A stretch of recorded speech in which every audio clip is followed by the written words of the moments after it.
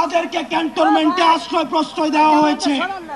যারা এদের সাথে জড়িত তাদেরকে খুঁজে বের করতে হবে। পৃথিবীর ইতিহাসে আর কোথাও নেই একই সাথে শিক্ষক, বুদ্ধিজীবী, অভিনেতা, নায়ক, পেশাজীবী, শ্রমজীবী একই সাথে ফ্যাসিস্টের পা চেটেছে। আজকে আমাদের সময় এসেছে তাদেরকে খুঁজে বের করা। যেই ডাক্তার সেদিন আহতদেরকে চিকিৎসা দেয়নি,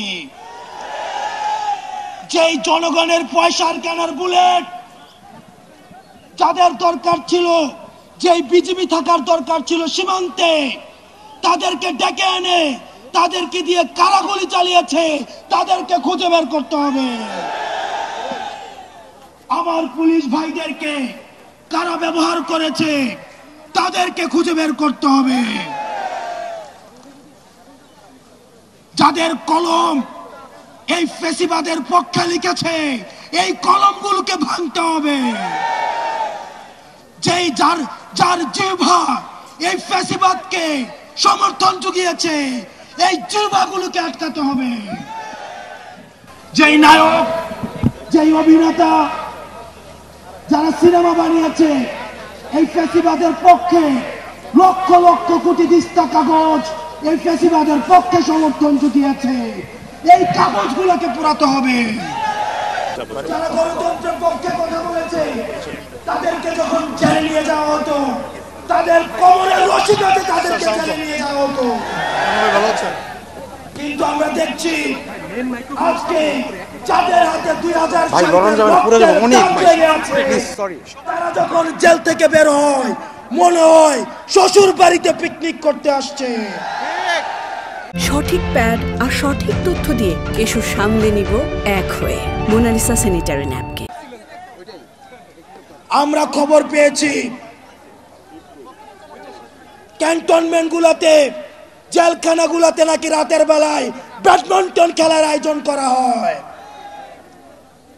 প্রশাসন, পুলিশ প্রত্যেকটা স্তরে স্তরে এই ফ্যাসিজমের আখড়া গড়ে উঠেছে।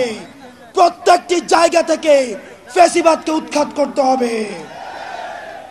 প্রিয় সহযোদ্ধা, আপনারা জানেন ৭১কে পুঁজি করে আওয়ামী লীগ গত ১৬টা বছর শত মায়ের বুক খালি করেছে,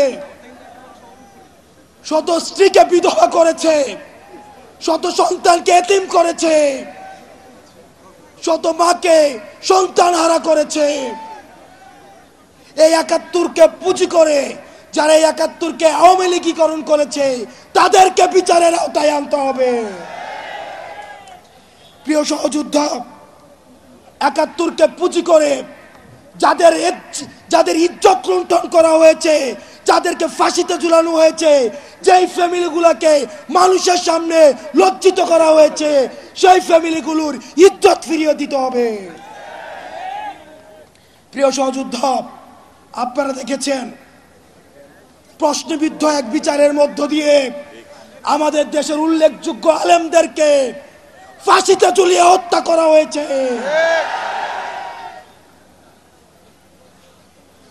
আমরা এই বিচার নিশ্চিত না করা পর্যন্ত দুনিয়ার কোন শক্তি নাই আমাদেরকে রাজপথ থেকে উৎখাত করবে।